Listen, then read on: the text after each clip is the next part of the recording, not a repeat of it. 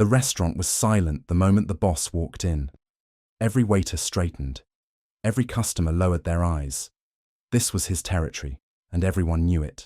But then, the doors burst open so violently the glass rattled. A little girl, maybe 6, sprinted inside. Tears streaked down her cheeks, breath shaking, hair tangled like she'd run miles. She didn't stop at the counter. She didn't look for help. She ran straight to the Mafia boss, before the guards could even raise their guns. She grabbed onto his coat with both hands and sobbed, "He's coming! Please, he's coming!" The entire restaurant froze. The boss knelt down slowly, his voice low and steady. "Who?" he asked. "Who's coming for you?" The girl's lips trembled. She whispered one name, a name that made 2 of his guards swear under their breath, a name the boss hadn't heard in years, one that should have stayed buried. In an instant, the Mafia boss stood up, chair crashing behind him, eyes burning with fury. No hesitation, no questions, no negotiations. He stormed out of the restaurant with his entire crew behind him. Whatever that little girl said, it wasn't just a warning. It was a declaration of war. "Stay with me until the end," because the truth behind the name she whispered changed the Mafia boss's entire life in a single moment. Before we begin, don't forget to like this video, hit subscribe, and comment where you're watching from. Now, let's get started. The name that escaped her lips was Vincent Torino. To understand why this name carried such weight, you need to know the history between these 2 men. Marco Salvatore wasn't born a Mafia boss. 20 years ago, he was just another street kid trying to survive in the wrong neighborhood. But Vincent was already a legend by then. Vincent ran the biggest human trafficking ring on the East Coast. Children disappeared from playgrounds. Teenagers vanished from bus stops. Families were torn apart in the middle of the night. The police couldn't touch him. Too many officials on his payroll. Too many connections protecting him from above. But Marco had a personal reason to hate Vincent Torino. His little sister Sophia had been walking home from school one October afternoon when she was 13. She never made it. The police found her backpack 3 blocks away, contents scattered across the pavement like broken promises. They searched for weeks. Marco searched for months. Vincent Torino's name kept surfacing in whispered conversations, in rumors that died before they could grow into evidence. But Marco knew. Deep in his bones, he knew who had taken Sophia. That knowledge transformed him from a desperate brother into something else entirely. Something dangerous. Marco spent 5 years building his own network. Not for money or territory or respect. He built it for one purpose: to find Vincent Torino and make him pay. Every connection he made, every favor he earned, every dollar he collected, was a step closer to the man who had destroyed his family. When Marco finally found Vincent's operation, it wasn't what he expected. The trafficking ring was bigger than anyone had imagined. Hundreds of children, moved like cargo across state lines. Safe houses disguised as legitimate businesses. A network that stretched from New York to Miami. Marco didn't go to the police. He couldn't trust them. Instead, he went to war. The raid on Vincent's main compound happened on a Tuesday night in December. Marco brought 30 men, armed with everything they could carry. They moved through Vincent's defenses like shadows, dismantling the security systems, neutralizing the guards, cutting off every escape route. But when they reached the center of the operation, Vincent wasn't there. What they found instead changed everything. 43 children locked in rooms no bigger than closets. Kids who hadn't seen sunlight in months, who flinched when adults spoke to them, who had given up hope of ever going home. Among them, Marco found his sister Sophia, alive but broken in ways that would take years to heal. Vincent Torino had vanished like smoke, leaving behind only his victims and the wreckage of his empire. Marco made sure every child got home safely. He personally drove Sophia to the hospital, held her hand through every interview with the authorities, sat beside her bed every night until she could sleep without nightmares. The media called him a hero. The FBI wanted to question him about his methods. But Marco only cared about one thing. Vincent Torino was still out there. The authorities closed the case after 6 months. No leads, no witnesses willing to testify, no evidence that could hold up in court. Vincent had disappeared completely. taking his secrets with him. Marco never stopped looking. Even as his legitimate businesses grew, even as he built a new life around protecting his community, he kept searching. Every informant, every contact, every whispered rumor was filtered through one question. Where is Vincent Torino? Years passed. Marco became known for different reasons. He opened community centers in rough neighborhoods. He funded scholarships for kids who needed a second chance. He made sure families had food on their tables and roofs over their heads.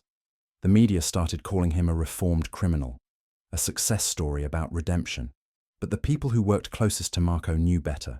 They saw how his jaw tightened whenever someone mentioned missing children. They noticed how he personally handled every case involving kids in danger. They understood that Marco Salvatore's transformation wasn't about forgiveness or moving on. It was about making sure no other family suffered what his had suffered. The restaurant where this story began was more than just a business. It was Marco's headquarters, his safe haven, the place where people came when they needed help and had nowhere else to turn. Parents brought him photos of missing teenagers. Wives showed up with bruises they couldn't explain to police. Kids ran to him when the adults in their lives had failed them. Marco had built something powerful over the years, not a criminal empire, but a network of protection. People trusted him because he delivered results when the system failed. He found the missing, stopped the predators, and made the monsters disappear. So when a 6-year-old girl burst through his doors, tears streaming down her face, begging for help from a man she'd never met before, Marco knew exactly what kind of danger she was running from. And when she whispered Vincent Torino's name, every protective instinct Marco had developed over 2 decades of searching exploded into action. Because Vincent Torino wasn't supposed to exist anymore. He was supposed to be dead, imprisoned, or at least broken beyond repair. The fact that this child knew his name meant only one thing. Vincent was back, and he was hunting again. Marco's reaction wasn't just anger. It was recognition. The little girl clinging to his coat could have been Sophia 20 years ago. Could have been any of the 43 children he'd rescued from Vincent's compound. Could have been the next victim in a pattern that should have ended decades ago. But it didn't end. And now Vincent Torino had made a critical mistake. He had chosen to operate in Marco Salvatore's territory. The moments after Marco stormed out of that restaurant moved like clockwork. His men didn't need orders. They'd seen that look in his eyes only once before, and they knew what it meant. Tony grabbed the surveillance equipment from the back office. Luis started making calls to every contact they had on the streets. Big Mike locked down the restaurant, sending customers home with apologetic smiles and promises of free meals tomorrow. But Marco wasn't thinking about protocols or procedures. He was thinking about the little girl's eyes, the way she'd looked at him like he was her last hope in the world, the way her small hands had gripped his coat with desperate strength. Those eyes reminded him of Sophia's the night he'd found her in Vincent's compound. Hollow, haunted, but still fighting, still believing someone would save her. The girl was still there when Marco returned 20 minutes later, now sitting in a corner booth with Maria, the restaurant's head waitress.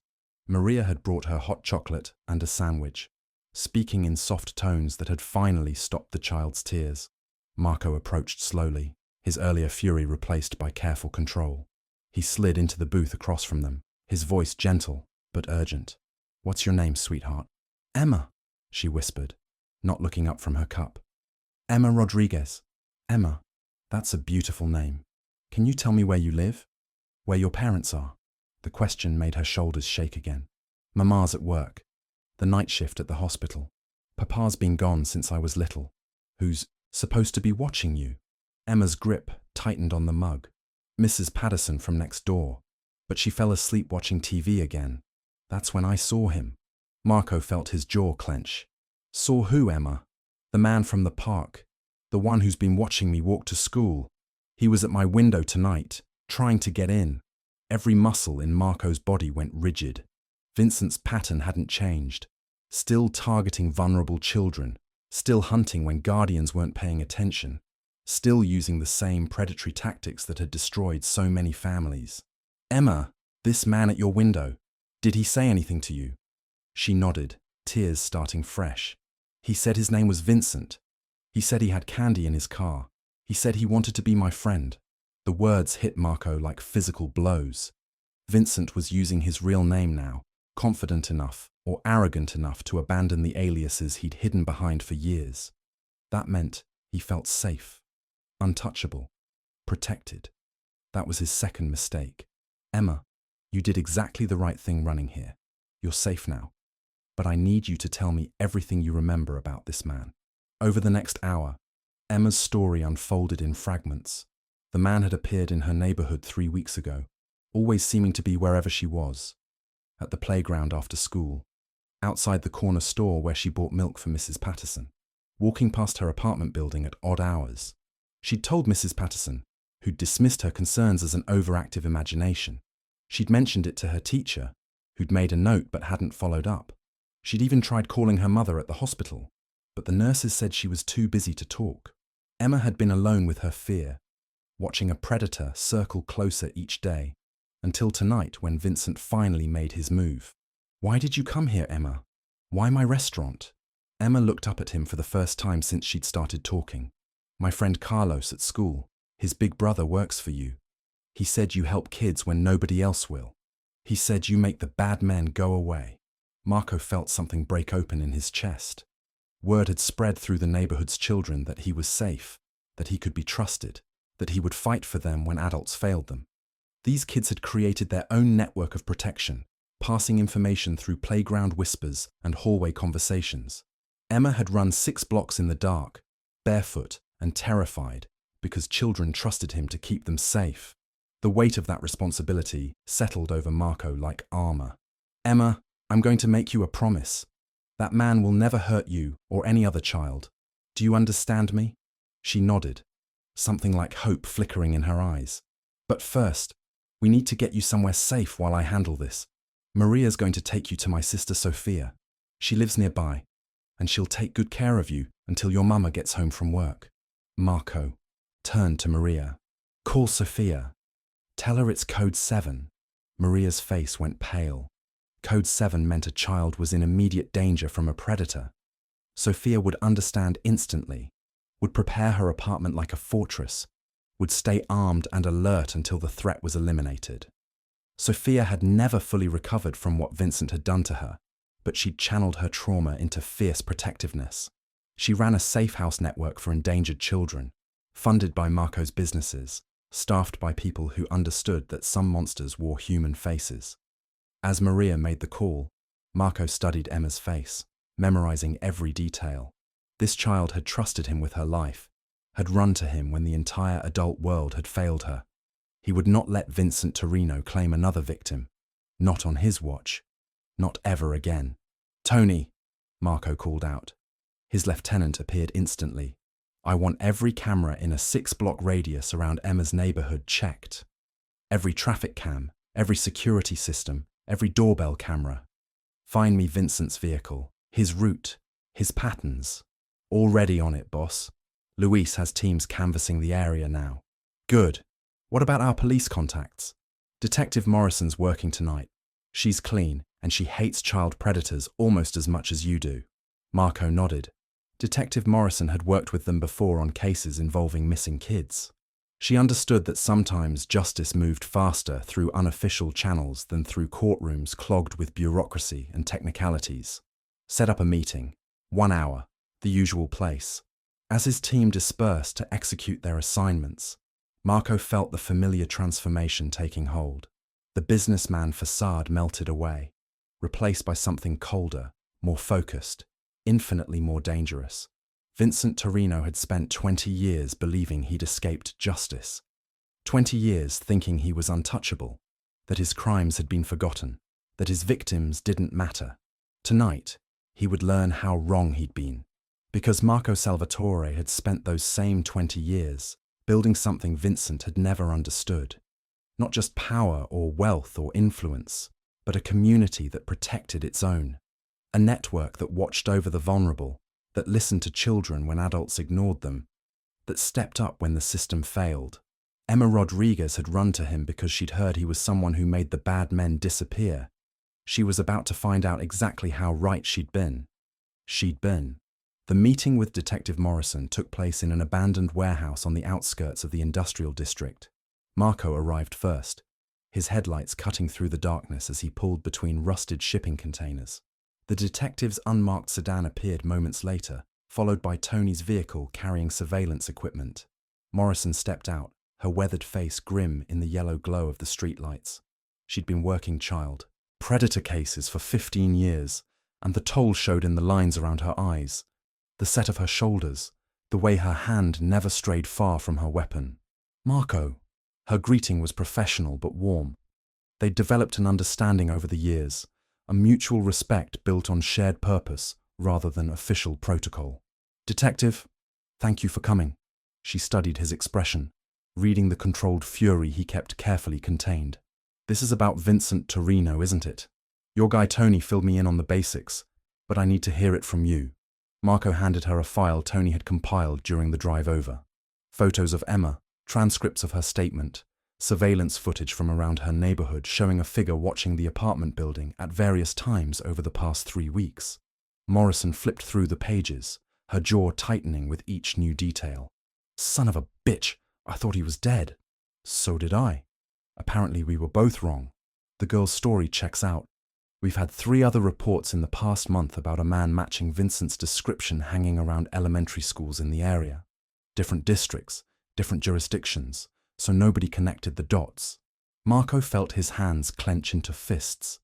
Vincent was hunting systematically, testing multiple hunting grounds, looking for the perfect victim. Emma had just been the first child vulnerable enough and isolated enough to make his move on. What's the official response going to be? Morrison closed the file, her expression hardening.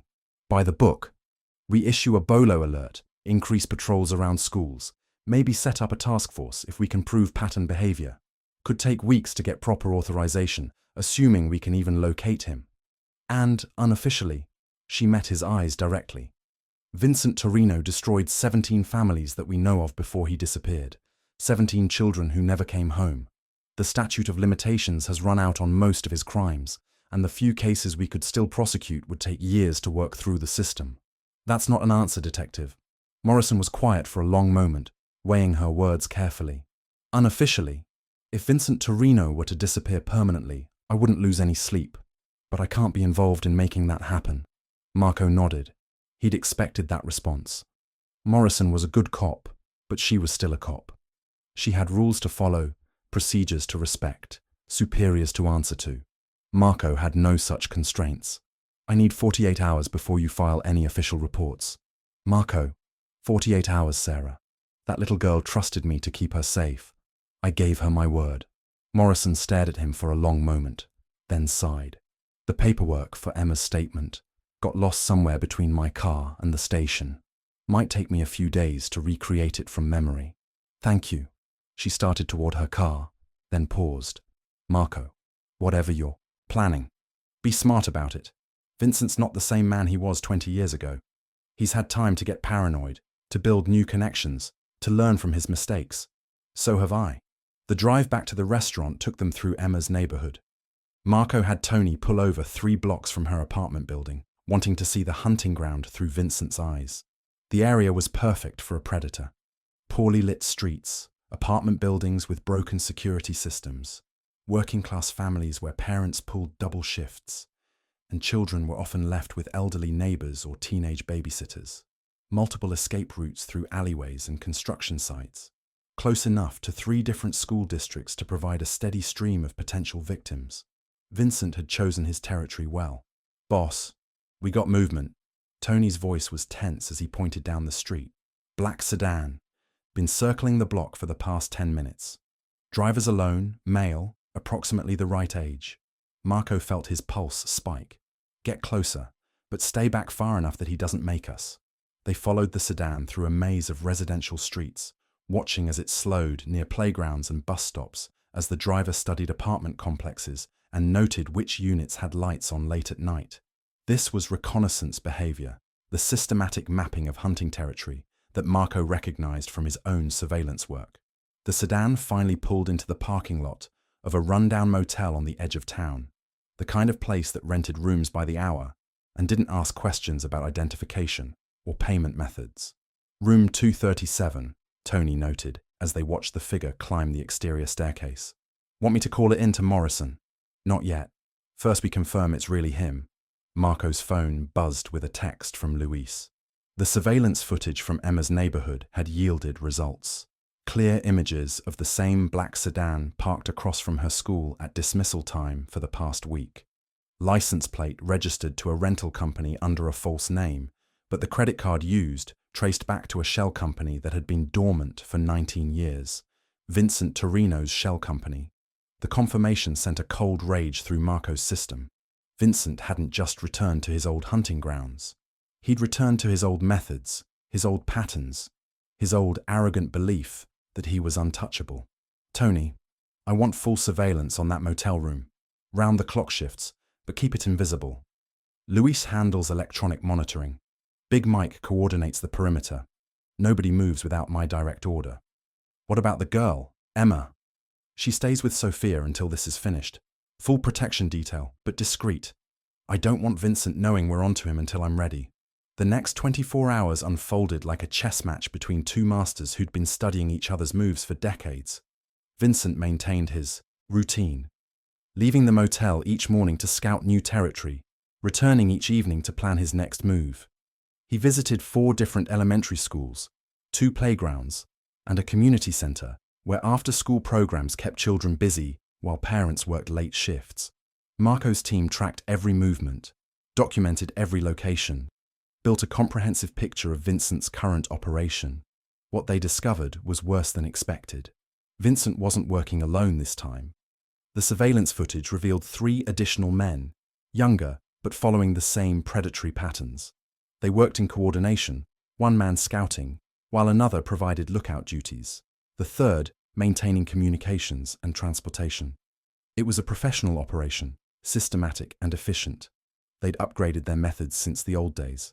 Encrypted phones, rental vehicles rotated every few days, false identities backed by sophisticated documentation. Vincent had learned from his previous mistakes, adapted his approach, built a network that could operate across multiple jurisdictions without triggering law enforcement attention. But he'd made one critical error in calculation. He'd assumed Marco Salvatore was still the desperate street kid who'd spent 5 years building a crude revenge fantasy. Vincent had no idea what Marco had become in the intervening decades, how deep his connections ran, how sophisticated his own network had grown. The warehouse where they'd found Vincent's original operation had been child's play compared to what Marco could bring to bear now. He had legitimate businesses that provided perfect cover for surveillance operations. He had technology that could crack encrypted communications and track digital footprints across multiple platforms. Most importantly, he had people who understood that protecting children wasn't just a job or a cause. It was a sacred duty. Sophia called Marco on the second evening, her voice carefully controlled, but carrying an undercurrent of steel that reminded him why Vincent had never fully broken her spirit. Emma's been asking questions about the man who was watching her. She's smart, Marco. Smarter than we gave her credit for. She wants to help. Absolutely not. Listen to me before you say no. She remembers details we haven't asked her about yet. The way he walked, specific things he said, behaviors that might help us predict his next move. Marco felt torn between his protective instincts and the tactical advantage Emma's information might provide. It's too dangerous to involve her further. She's already involved. The question is whether we use her knowledge to end this quickly or leave her wondering if the monster is still out there hunting other children. The conversation continued for 20 minutes, Sophia presenting arguments while Marco wrestled with the decision. Finally, they reached a compromise.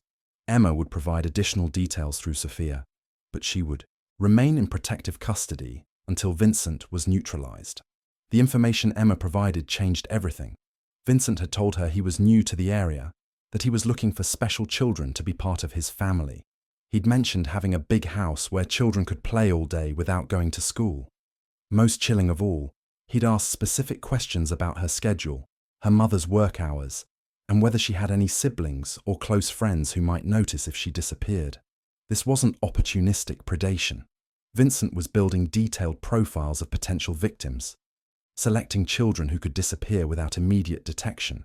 The systematic nature of his approach suggested he was planning multiple abductions, possibly intending to establish a new trafficking operation. The scope of the threat multiplied Marco's sense of urgency. Emma had been the first target, but she wouldn't be the last. Every day, Vincent remained operational. Was another day he could destroy another family. Marco made his decision. Tony, assemble the full team. Everyone who worked the original raid 20 years ago, plus our current specialists. I want them at the warehouse by midnight. Full tactical deployment? No, this isn't a raid. This is an execution. The warehouse had been converted into Marco's primary operations center years earlier. What looked like abandoned industrial space from the outside concealed sophisticated communications equipment, weapons storage, and planning facilities that rivaled anything law enforcement agencies possessed. 12 men gathered around the central table as Marco laid out surveillance photos, building schematics, and operational timelines. These weren't common criminals or street thugs. They were specialists, each chosen for specific skills developed over years of working cases that fell outside normal legal channels. Luis handled electronic surveillance and communications. His background in military intelligence made him invaluable for tracking targets across multiple platforms while maintaining operational security. Big Mike provided tactical coordination and heavy weapons support. 25 years as a Marine had taught him how to plan complex operations and adapt when situations went sideways. Tony served as Marco's lieutenant and strategic planner. His combination of street smarts and business acumen made him perfect for coordinating between Marco's legitimate operations and his shadow activities. The other 9 men represented specialties ranging from long-range surveillance to forensic cleanup, from computer intrusion to psychological operations. Each had personal reasons for joining Marco's crusade against predators, and each had proven their reliability through years of successful operations. Gentlemen, Vincent Torino is back in business. Current intelligence suggests he's planning multiple abductions within the next week. We have one chance to end this permanently. Marco activated a wall-mounted display showing real-time surveillance footage from the motel. Vincent's room was dark, but thermal imaging showed 4 heat signatures inside, confirming the presence of his entire team. The target has upgraded his operations since we last encountered him. Professional equipment, sophisticated planning, multiple escape routes prepared. We cannot afford to underestimate him or allow any member of his team to escape.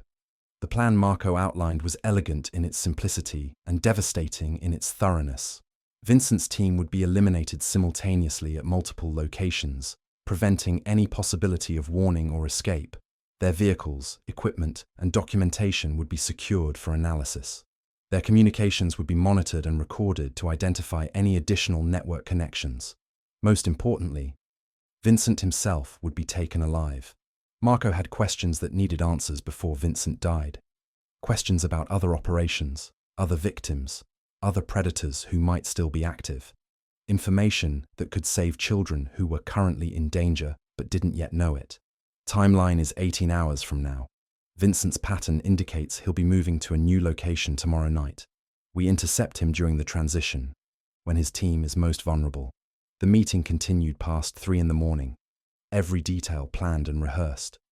Every contingency considered and prepared for.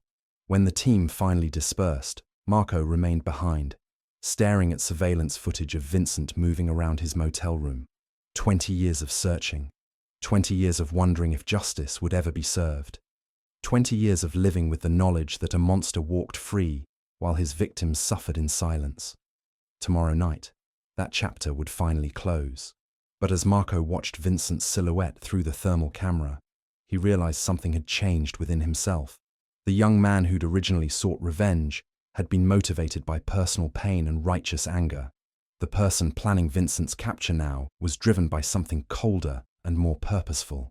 Marco Salvatore had become exactly what his community needed him to be. A guardian who stood between innocent children and the monsters who hunted them. A protector who operated outside the law when the law failed to protect the vulnerable. A force that predators learned to fear when they thought themselves untouchable. Vincent Torino had spent 20 years believing he'd escaped justice. Tomorrow, he would discover that justice had simply been taking its time. The operation began at dusk, when the city's shadows grew long enough to hide 12 men moving through abandoned industrial corridors. Marco's team had rehearsed this moment countless times, but tonight carried weight that practice sessions could never replicate. Vincent's motel sat like a festering wound against the darkening sky. Room 237 glowed with artificial light, thermal imaging confirming 4 targets inside, weapons visible through electronic surveillance, escape routes mapped and monitored. Marco positioned himself across the parking lot, watching through high-powered optics as Vincent moved between the window and a table covered with photographs. Children's faces, school schedules, home addresses written in careful handwriting that made Marco's blood run cold. Emma's photo sat prominently in the center, circled in red marker with notes about her mother's work schedule, her elderly babysitter's habits, the exact time she walked home from school each day. But Emma wasn't the only child being hunted. 12 other photographs surrounded hers. 12 other families who had no idea their children were being stalked by a predator who'd spent decades perfecting his craft. Kids who played in parks where Vincent had tested security cameras, who attended schools where his associates had posed as maintenance workers, who lived in apartments where fake utility inspectors had mapped interior layouts. The scope of Vincent's current operation dwarfed anything he'd attempted 20 years earlier. This wasn't opportunistic hunting. This was industrial-scale predation, planned with corporate efficiency and executed with military precision. Marco keyed his radio, voice steady despite the fury building in his chest. All units report status. Luis in position. Electronic countermeasures active. Target communications jammed. Big Mike covering rear exit. No movement detected. Tony at primary entrance. Vehicle barriers deployed. The raid lasted exactly 7 minutes. When the smoke cleared, Vincent Torino's 20-year reign of terror was finally over. His network dismantled, his associates captured, and 13 children saved from a fate worse than death. Emma Rodriguez returned to her mother that night, but she was different, stronger. She'd learned that sometimes the most unlikely heroes emerge from the darkest places, that courage comes in all forms, and that one brave child speaking up can change everything. Marco kept his promise. Vincent never hurt another child. But more than that, Emma's courage had reminded him why he fought. Not for revenge anymore, but for protection, for justice, for the belief that every child deserves someone willing to stand between them and the monsters of this world. 6 months later, Marco received a hand-drawn card from Emma. Inside, she'd written, "Thank you for listening when nobody else would."